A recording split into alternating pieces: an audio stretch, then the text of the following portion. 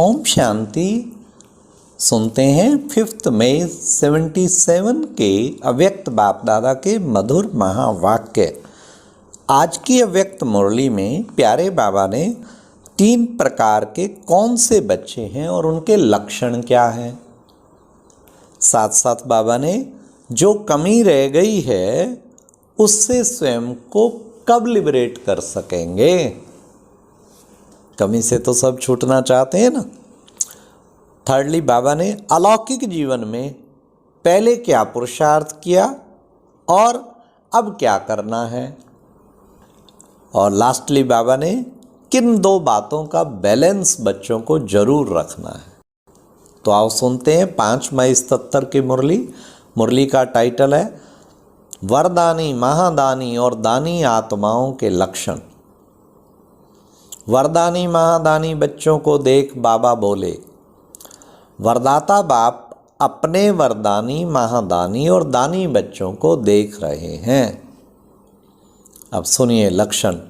जिन्होंने स्वयं को सर्व खजानों से संपन्न किया है वह है वरदानी बच्चे, सर्व खजानों से संपन्न। जिन्होंने सर्व खजानों से स्वयं को संपन्न नहीं किया लेकिन थोड़ा बहुत यथाशक्ति जमा किया है वह है महादानी।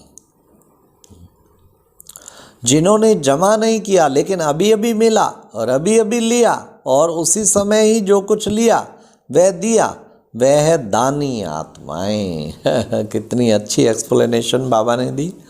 जो जमा नहीं करते लेकिन कमाया, कुछ खाया, कुछ दिया, ऐसे 3 प्रकार के बच्चे बाप देख रहे हैं।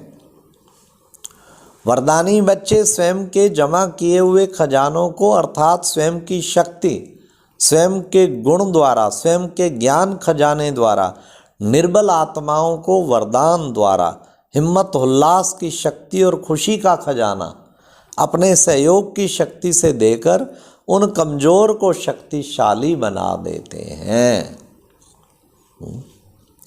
महादानी पुरुषार्थ कराने की युक्तियां या उल्लास उमंग में लाने की युक्तियां बताते हुए कमजोर आत्माओं द्वारा पुरुषार्थ कराने के निमित्त बनते हैं। स्मृति दिलाते हुए समर्थी में लाने के निमित्त बनते हैं। अपने शक्तियों का सहयोग नहीं दे पाते लेकिन रास्ता स्पष्ट दिखाने के निमित्त बनते हैं।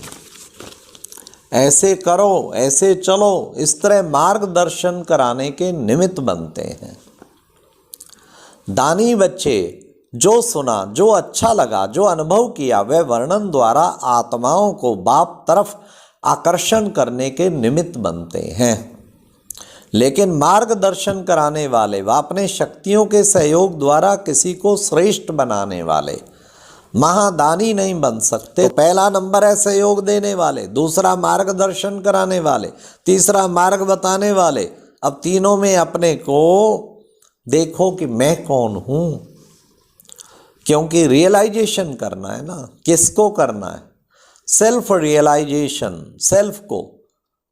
यही कोर्स चल रहा है ना, जिससे अब तक जो कमी, बड़े ध्यान से सुनना, बहुत इंपॉर्टेंट पॉइंट है। अब तक जो कमी रह गई है उससे स्वयं को लिबरेट कर सकेंगे। किससे? सेल्फ रियलाइज करके। खुद को जब तक रियलाइज नहीं करेंगे कमी का भी, तब तक नहीं परिवर्तन ला सकेंगे। महसूस कराने की जरूरत है निज को। जैसे बाप लिबरेटर वैसे बच्चे भी मास्टर लिबरेटर हैं। लेकिन पहले सेल्फ लिबरेटर बनेंगे, तब औरों को भी लिबरेट कर अपने स्वरूप और स्वदेश को स्वमान में स्थित कर सकेंगे। आजकल के वातावरण में हर आत्मा किसी न किसी बात के बंधन के वश है। अब दुनिया की हालात का नक्शा देखो बाबा कैसा खींचते हैं। चारों ओर की आत्माएं, कोई तन के दुख के वशीभूत, कोई संबंध के वशीभूत, और कोई फिर इच्छाओं के वशीभूत, और कोई फिर अपने संस्कार जो कि दुखदायी संस्कार हैं, दुखदायी स्वभाव हैं, उनके दुख के वशीभूत, और कोई फिर कोई प्रभु प्राप्ति न मिलने के अशांति में भटकने के दुख वशीभूत, और कोई जीवन का लक्ष्य स्पष्ट न होने के कारण परेशान, और कोई पशुओं की तरह खाया पिया जीवन बिताया लेकिन फिर भी संतुष्टता नहीं, और कोई साधना करते, त्याग करते, अध्ययन करते, फिर भी मंजिल को प्राप्त नहीं होते, पुकारने चिल्लाने के ही दुख के वशीभूत। ऐसे अनेक प्रकार के बंधनों के वश, दुख अशांति के वश आत्माएं अपने को लिबरेट करना चाहते हैं। मुक्त करो भगवान, इन बंधनों से भी हमें मुक्त करो। ऐसे अपने आत्मा के नाते भाइयों को दुखी देख रहम आता है, दिखाई देता है। आत्माओं के दुख में जीवन को कोई सहारा नहीं मिल रहा है, तड़प रहे हैं बेचारे। देखने आता है, वह अपने में ही बिजी हो।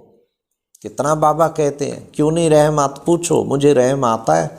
बैठे बैठे याद आती हैं, आत्माएं तड़प रही हैं, उनको दुखी शांत की सकाश दो, कुछ करो, उन्हें निकालो। वह अपने में ही बिजी हो। लौकिक रीति से जीवन में बचपन का समय, स्टडी का समय अपने प्रति होता है, लेकिन उसके बाद रचना के प्रति समय होता है, अर्थात दूसरों के प्रति जिम्मेवारी का समय होता है। अलौकिक जीवन में भी पहले स्वयं को परिपक्व करने का पुरुषार्थ किया, और अब विश्व कल्याणकारी वन विश्व की आत्माओं के प्रति व अपने निजी परिवार के प्रति। विश्व की सर्व आत्माएं आपका परिवार है, क्योंकि बेहद के बाप के बच्चे हो तो बेहद के परिवार के हो।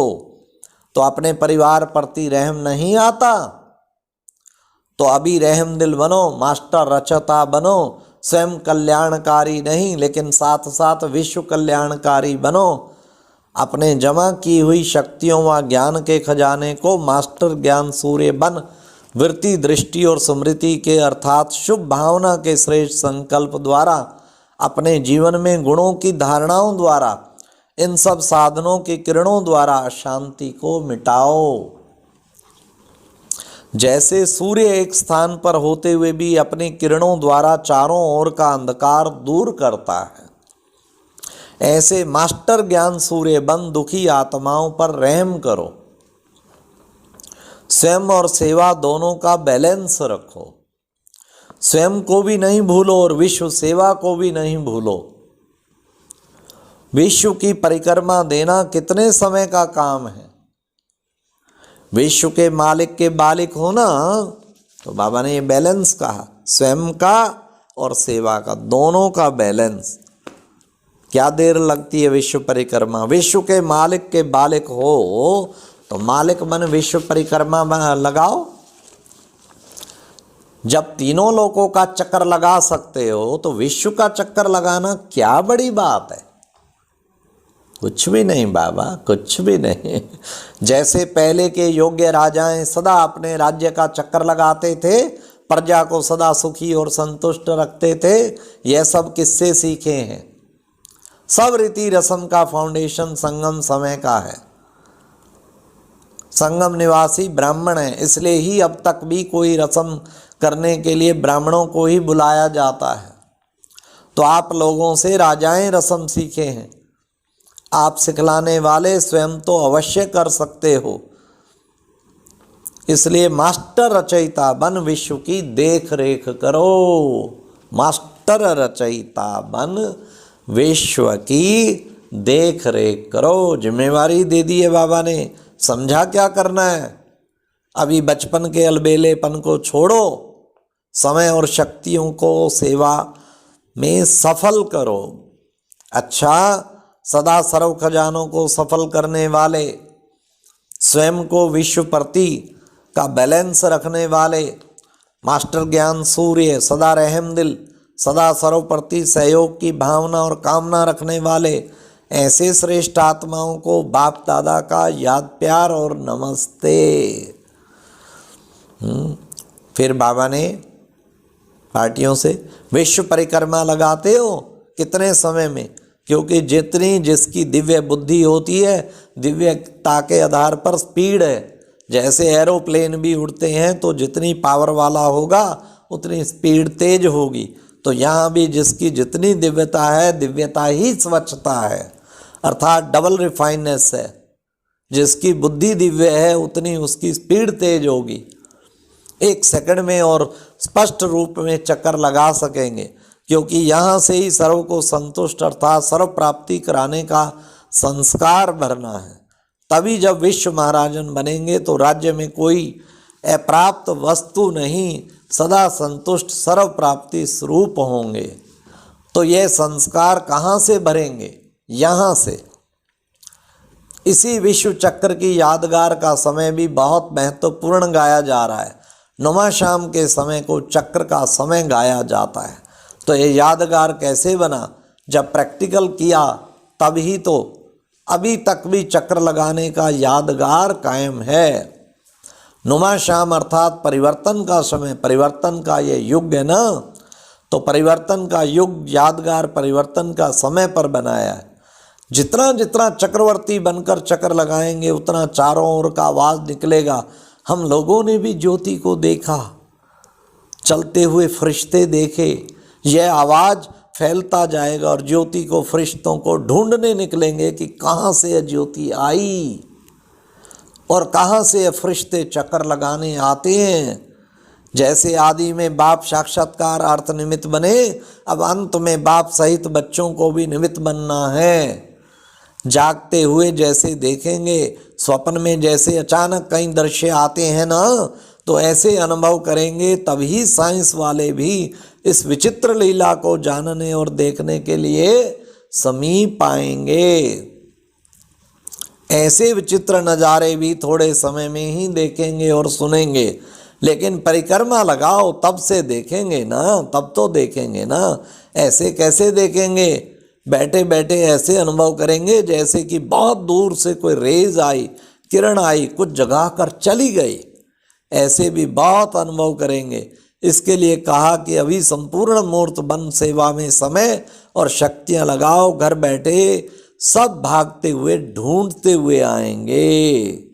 अच्छा, ओम शांति। आज बाबा ने कितना सुंदर स्वयं की और सेवा की बैलेंस करने के लिए कहा, और जो कमी रह गई है सेल्फ रियलाइज करके उसको लिबरेट करने के लिए कहा, और वरदानी बच्चा बनना है सर्व खजानों से संपन्न।